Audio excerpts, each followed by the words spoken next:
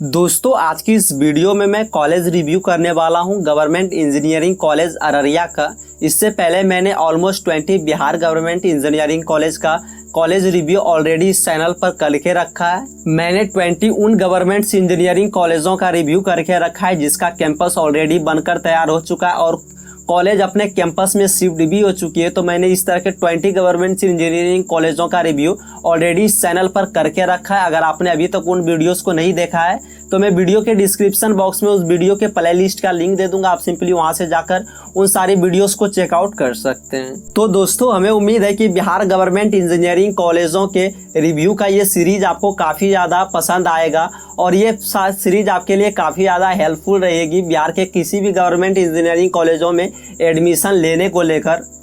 तो मेरा नाम है बादल और आप देख रहे हैं आपका अपना यूट्यूब चैनल बिफोर ट्रिक्स। तो आपका ज़्यादा समय नहीं लेते हुए चलिए कॉलेज के बारे में साथ में जानते हैं। अगर हम बात करें गवर्नमेंट इंजीनियरिंग कॉलेज अररिया के बारे में तो इस कॉलेज का नाम बदलकर सिर्फ फनेश्वर नाथ इंजीनियरिंग कॉलेज रख दिया गया है। तो अगर आप इस कॉलेज में एडमिशन लेने वाले हैं तो इस कॉलेज का जो नाम है वो सिर्फ फनेश्वर नाथ रेणु इंजीनियरिंग कॉलेज के नाम से ये कॉलेज अब जाना जाता है। अगर हम बात करें गवर्नमेंट इंजीनियरिंग कॉलेज अररिया की कुछ बेसिक इन्फॉर्मेशन के बारे में तो ये कॉलेज इस्टेब्लिश हुई थी 2019 से 20 के सेशन में। आगे मैं बात करूँ इस कॉलेज के बिल्डिंग स्टेटस के बारे में तो इस कॉलेज का जो बिल्डिंग स्टेटस है वो पूरी तरह से कंप्लीट हो चुका है। कॉलेज पूरी तरह से बनकर रेडी हो चुका है, लेकिन ये कॉलेज अपने कैंपस में अभी तक शिफ्ट नहीं हुई है। अगर मैं बात करूँ इस कॉलेज के प्रोजेक्ट में जहाँ पर इस कॉलेज की भी पढ़ाई हो रही है तो इस कॉलेज की जो पढ़ाई है वो गवर्नमेंट इंजीनियरिंग कॉलेज खगड़िया जो कि पूर्णिया में इस कॉलेज की पढ़ाई अभी चल रही है। और ये कॉलेज अपने कैंपस में 2021 के लास्ट में नहीं तो 2022 के शुरू में अपने कैंपस में शिफ्ट हो जाएगी। ये कॉलेज ऑलरेडी बनकर रेडी हो चुकी है, लेकिन कोविड की वजह से ये कॉलेज अपने कैंपस में अभी शिफ्ट नहीं कर पाई है, लेकिन बहुत जल्दी हो सकता है कि ये कॉलेज अपने कैंपस में शिफ्ट कर जाए और जब आप एडमिशन ले रहे हो तो उस समय ये कॉलेज अपने कैंपस में शिफ्ट हो चुकी हो। बिल्डिंग स्टेटस के बाद अगर हम बात करें इस कॉलेज के ऑनरशिप के बारे में तो इस कॉलेज का जो ऑनरशिप है वो गवर्नमेंट इंजीनियरिंग कॉलेज आपको ये कॉलेज मिलती है। इसके साथ ही अगर बात करें इस कॉलेज के ऑफिशियल वेबसाइट की तो इस कॉलेज का जो ऑफिशियल वेबसाइट है वो www.spnrararya.org है। मैं सिंपली इस कॉलेज के ऑफिशियल वेबसाइट का लिंक वीडियो के डिस्क्रिप्शन बॉक्स में दे दूंगा। अगर आप इस कॉलेज के ऑफिशियल वेबसाइट को चेकआउट करना चाहते हैं तो आप वीडियो के डिस्क्रिप्शन बॉक्स को चेकआउट कर सकते हैं। वहाँ मैं इस कॉलेज के ऑफिशियल वेबसाइट का लिंक दे दूंगा, क्योंकि इस कॉलेज के रिगार्डिंग कोई भी नोटिफिकेशन या कोई भी इन्फॉर्मेशन आपको इस कॉलेज के ऑफिशियल वेबसाइट पर ही प्रोवाइड होती है। कॉलेज के बेसिक इन्फॉर्मेशन को जानने के बाद अब बात आती है इस कॉलेज में एडमिशन लेने के प्रोसेस के बारे में आपको बताने का। तो अगर आप इस कॉलेज में एडमिशन लेना चाहते हैं तो आपको जेईई मेंस का एग्जाम देना होगा। उसके बाद आपके एडमिशन को जो काउंसिल करेगी वो बीसीईसी बोर्ड काउंसिल करेगी। इसके साथ ही बात करें कट ऑफ के बारे में तो अगर आप इस कॉलेज में एडमिशन लेना चाहते हैं तो आपको जेईई मेंस में 30 से 35 परसेंटाइल के बीच में स्कोर करना होगा, तभी आपको इस कॉलेज में एडमिशन मिल पाएगा।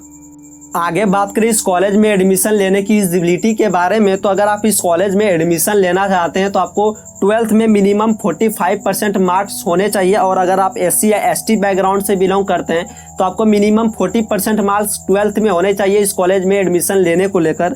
आगे मैं बात करूँ इस कॉलेज में अटेंडेंस को लेकर तो इस कॉलेज में अगर आप एडमिशन लेते हैं तो आपको 75% अटेंडेंस कंपलसरी है इस कॉलेज में। एडमिशन प्रोसेस के बाद अब बात आती है इस कॉलेज के एफिलिएशन के बारे में आपसे बात करने का। तो ये कॉलेज अप्रूव्ड है all India council for technical education AICT से, साथ ही एफिलिएटेड है Harvard knowledge university AKU Patna से। इसके साथ ही रिकॉग्नाइज्ड है गवर्नमेंट ऑफ बिहार से। अब बात करें गवर्नमेंट इंजीनियरिंग कॉलेज अररिया में आपको कौन कौन सी कोर्स ऑफर की जाती है, साथ ही साथ उनमें आपको कितनी कितनी सीटें ऑफर की जाती है। तो इस कॉलेज में आपको टोटली 4 कोर्स ऑफर किए जाते हैं।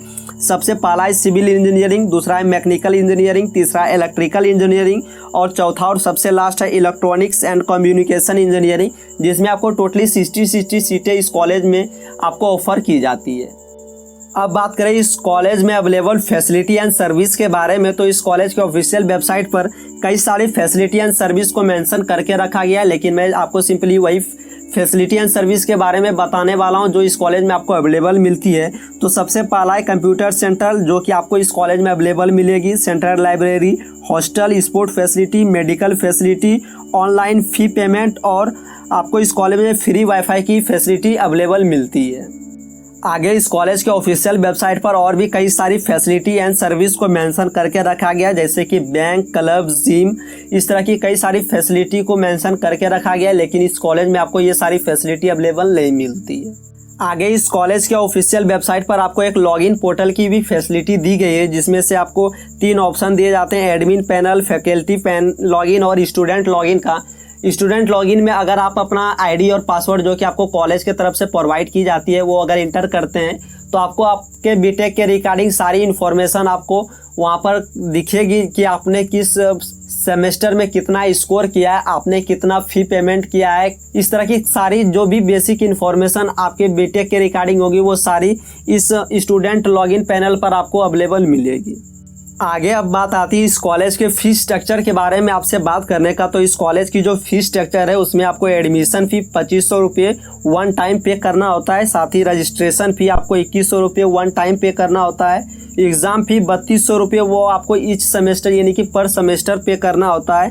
डेवलपमेंट फ़ी 2700 रुपये वो आपको पर ईयर इस कॉलेज में पे करना होता है।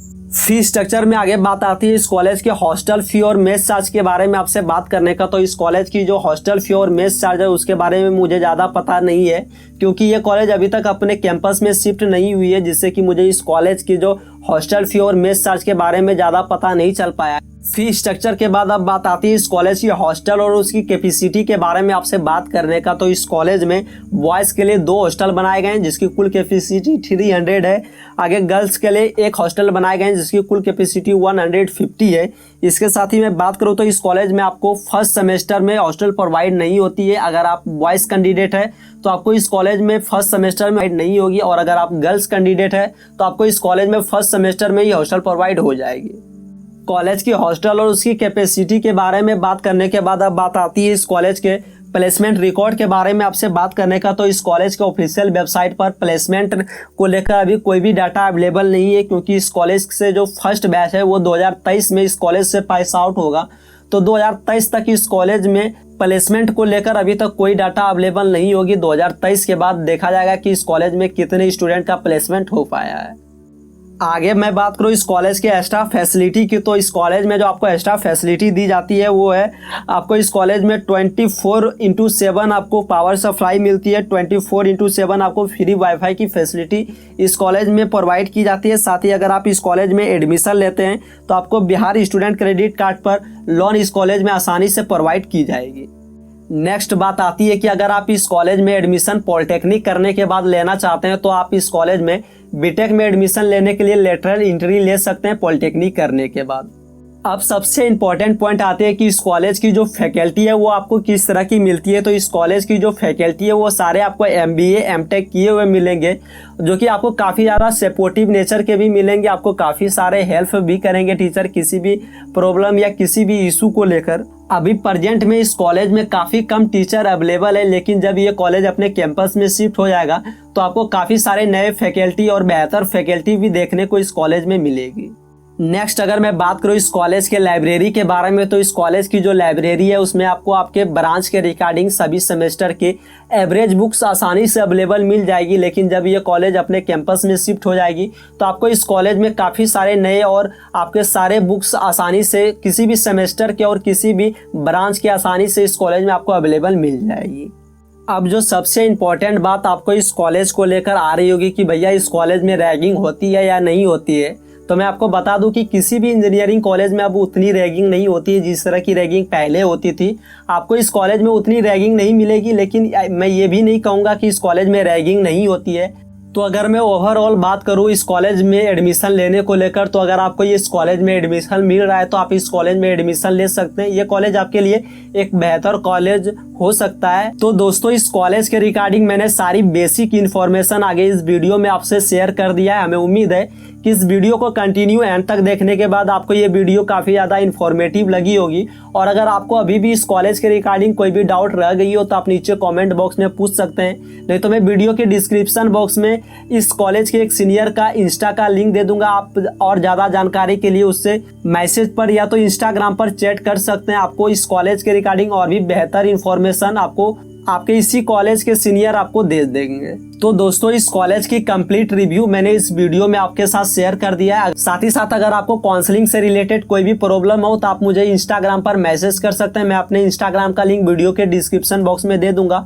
अगर आपको काउंसलिंग से रिलेटेड कोई भी प्रॉब्लम या कोई भी क्वेरीज हो तो आप मुझे इंस्टाग्राम पर मैसेज कर सकते हैं। मैं आपके मैसेज का रिप्लाई जरूर से करूंगा। और अगर आपको ये वीडियो इन्फॉर्मेटिव लगी हो तो आप इस वीडियो को एक लाइक जरूर सही कर दीजिए। साथ ही अगर आप हमारे चैनल पर पहली बार विजिट कर रहे हैं तो इस लाल कलर के सब्सक्राइब के बटन को दबाकर हमारे चैनल को जरूरी सब्सक्राइब कर लीजिए, क्योंकि मैं डेली इसी तरह के वीडियोस को अपने चैनल पर अपलोड करते रहता हूँ।